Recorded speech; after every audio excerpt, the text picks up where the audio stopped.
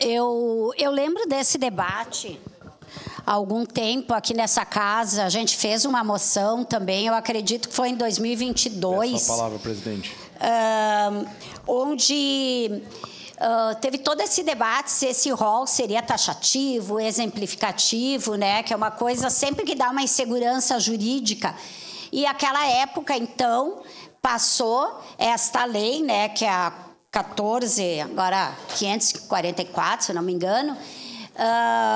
Não, 14.454, que transformou esse rol em exemplificativo.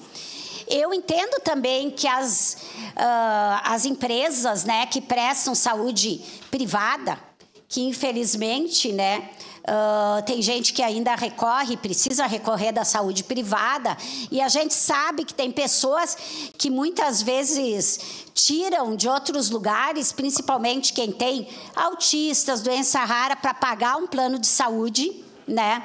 E é uma relação comercial. Essas empresas visam lucros.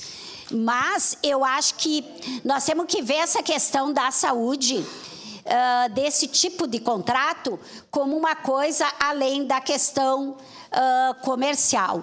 Então, fazer com que este rol seja taxativo, no meu entendimento, seria um retrocesso jurídico, mas também humanitário, porque as empresas falam em questão de lucro e questão econômica.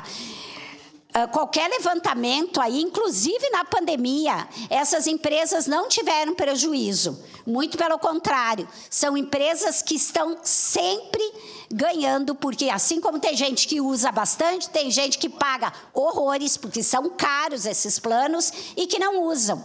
Então, eu acho que é uma segurança jurídica, ética, humanitária, que esse rol seja apenas exemplificativo, porque a gente sabe que muitas dessas demandas acabam sendo discutidas no Poder Judiciário, sendo judicializadas.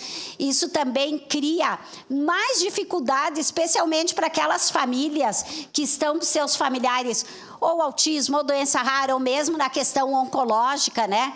Que também tem alguns procedimentos que esses planos não querem fazer. Então, eu acredito que essa moção vem ao encontro do que essa casa já votou em outro momento, do que a gente acredita e da importância da saúde, mesmo sendo os planos privados. Obrigado, vereadora Rose. Com a palavra, vereador Iago.